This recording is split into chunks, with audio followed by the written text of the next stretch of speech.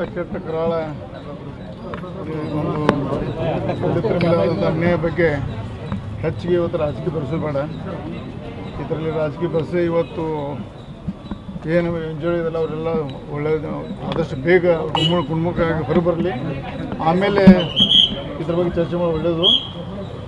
ಒಂದೇ ಸಂದರ್ಭ ಹೇಳೋಕ್ಕೆ ಇಷ್ಟಪಡ್ತೇವೆ.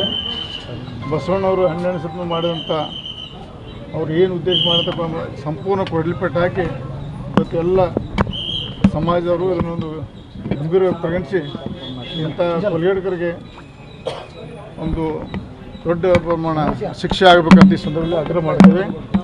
ವಿಶೇಷವಾಗಿ ಇಲ್ಲಿ ಬಂದ ನಂತರ ಗೊತ್ತದು ಪೊಲೀಸ್ ಡಿಪಾರ್ಟ್ಮೆಂಟ್ ಒಳಗೆ ಕೆಲಸ ಮಾಡಿದ ನಂತರ ಇನ್ನೂ 3-4 ಜನ ಸಾಯೋದು ಬದುಕಿದಾರತ್ತೆ ಇವತ್ತು ಈ ಸಂದರ್ಭ ಹೇಳಕ್ಕೆ ಗೊತ್ತಾಯಿತು. ಭಾಳ ಸಂತೋಷ.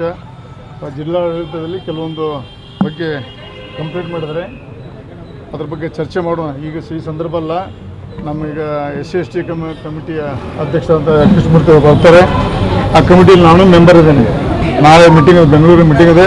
ಅದು ಬೆಂಗಳೂರು ಮೀಟಿಂಗ್ ಚರ್ಚೆ ಮಾಡ್ಕೊಂಡು ಈ ತಪ್ಪು ಮಾಡಿದ ಅಧಿಕಾರಿ ಬಗ್ಗೆ ಏನು ಮಾಡಬೇಕು ಅನ್ನೋ ಕಮಿಟಿ ಸಮಗ್ರ ಚರ್ಚಿಸಿ ನಿರ್ಣಯ ತಗೋತೀವಿ.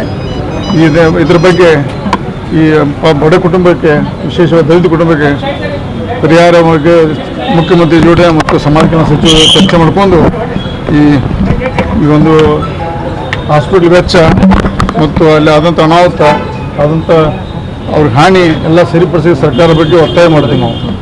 ಸಮಾಜ ಕಲ್ಯಾಣ ಅಧಿಕಾರಿಗಳು ಸರಿಯಾಗಿ ಕೆಲಸ ಮಾಡಲಿಲ್ಲ ಅನ್ನೋದೇ ಗಂಭೀರ ಆರೋಪ. ಅದೇ ಈಗ ಗೊತ್ತಾಯಿತು. ಅದು ನಾಳೆ SC/ST ಕಮಿಟಿ ನಮ್ಮ ಚೇರ್ಮನ್ ಬರ್ತಾರೆ, ಬಂದು IBL ಇದ್ದಾರೆ. ಅದು ಬಂದದ್ದು ನಾಳೆ ಮೀಟಿಂಗ್. ನಾನು ಕಮಿಟಿ ಮೆಂಬರು. ಚರ್ಚೆ ಮಾಡ್ಕೊಂಡು ಯಾರು ಅದಕ್ಕಂತ ಕ್ರಮ ತಗೊಳ್ಳೋಕೆ ಸರಿಯಾಗಿ ಸ್ಪಂದನೆ ಆಗಿಲ್ಲ. ಇಲ್ಲಿ ಸರಿಯಾದಂಥ ಇಷ್ಟು ಘಟನೆ ಆದರೂ ನಾವು ಒಂದೇ ಮಾತು, ಇದರಲ್ಲಿ ರಾಜಕೀಯ ಬರೆಸೋದು ಬೇಡ. ಈ ವೇದಿಕೆಯಲ್ಲಿ ಅವ್ರಿಗೆ ಒಳ್ಳೇದಾಗಲಿ, ಎಲ್ಲರಿಗೂ ಹೊರಗೆ ಬರಲಿ, ಆಮೇಲೆ ಚರ್ಚೆ ಮಾಡೋಣ. ಆಮೇಲೆ ಬೇರೆ ವೇದಿಕೆಯಲ್ಲಿ ಮಾತಾಡ್ತೀವಿ.